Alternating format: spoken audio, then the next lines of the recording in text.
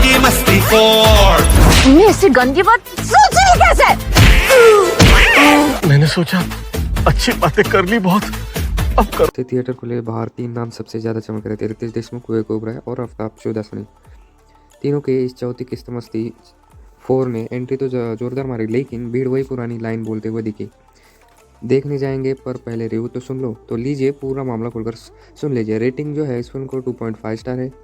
अगर देखनी हो तो थिएटर में देख सकते हो। डायरेक्टर जो है मिलाप चौधरी है।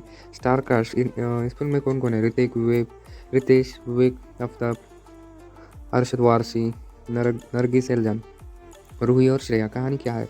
तो मस्ती 4 में शादीशुदा जिंदगी का सर्कस और लव वीज़ा का चक्कर। कहानी घूमती है तीन दोस्तों के इर्द गिर्द। अमर यानी कि रितेश, प्रेम यानी कि आफ्ताब, मीत यानी कि विवेक, तीनों शादीशुदा और तीनों की शादीशुदा जिंदगी ऐसी कि ना हंसी आती है ना चैन मिलता है। ऊपर से इनका दोस्त कामराज यानी कि अरशद वारसी अपने घर में नया नियम लागू कर देता है, लव वीज़ा। ये क्या होता है? मतलब साल में एक हफ्ता, हाँ केवल एक हफ्ता, उसकी पत्नी मेनका यानी कि नरगिस फाकरी उसे दूसरी औरत से मस्ती करने की छूट देती है। अब सोचो ये तीनों दोस्त भला पीछा कैसे रहते ये अब सोचो ये तीनों दोस्त भले पीछे कैसे रहते। अमर, प्रेम एंड मीत भी अपने अपनी पत्नियों को बिंदिया, एलनाज, गीता, रूही और आंचल श्रेयस से वही वीज़ा मांग लेते हैं। और मज़े की बात, पत्नियां भी हाँ कर देती है। लेकिन असली ट्विस्ट तो तभी आता है, कामराज भी मेनका को लव वीज़ा दे देता है और फिर खेल उल्टा पड़ जाता है, क्योंकि अब तीनों की पत्नियां भी मस्ती मोड में उतर आती है। अब पति घबराए, डराए और अंदर ही अंदर जल भून गए। और आगे क्या होता है, कौन किसकी मस्ती देख कर तड़पता है, कौन किसे पकड़ता है और क्या ये सब वापस नॉर्मल हो पाएंगे, ये जानने के लिए स्क्रीन तक तो जाना पड़ेगा, यानी कि थिएटर में जाकर आपको देखना पड़ेगा। एक्टिंग कोशिश बहुत, असर कम, यानी कि आओ अब बात करते हैं एक्टिंग की। तो रितेश, विवेक, आफ्ताब तीनों अपनी तरफ से पूरी एनर्जी लगा देते, लेकिन स्क्रीन पर ये एनर्जी हंसी में तब्दील नहीं हो पाती। क्यों? क्योंकि कई सीन ऐसे लगे जैसे ज़बरदस्ती एक्सप्रेशन टूटे गए हों।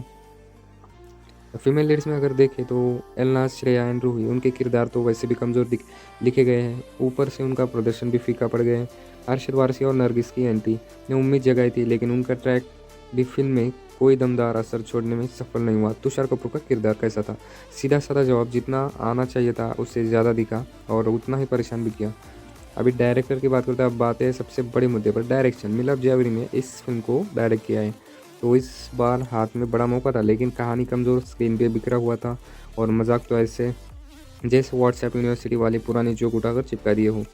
फिल्म शुरू होती है 5 मिनट ठीक, 10 मिनट बाद लगने लगता है या इसको एडिट किसने किया, कहानी कब पकड़ में आएगी। जहाँ कॉमेडी तेज़ होनी चाहिए थी वहाँ बेमतलब गाने आकर सीट से उठने का मन कराने लगते थे। टाइमिंग, संवाद, इमोशन सब कुछ कच्चा लगने लगा था। एडल्ट कॉमेडी तो जनता को बुरा नहीं लगती, पर कहानी कमज़ोर हो, मजाकबाजी हो तो हंसी भी नहीं निकलती।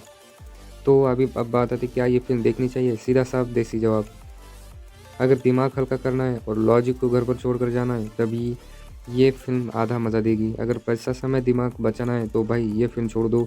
मस्ती 4 वही पुरानी फ्रेंचाइजी है, पर इस बार मज़ा आधा भी नहीं। ऊपर से कहानी इतनी ढीली, इस सीट पर टिकना मुश्किल लगे।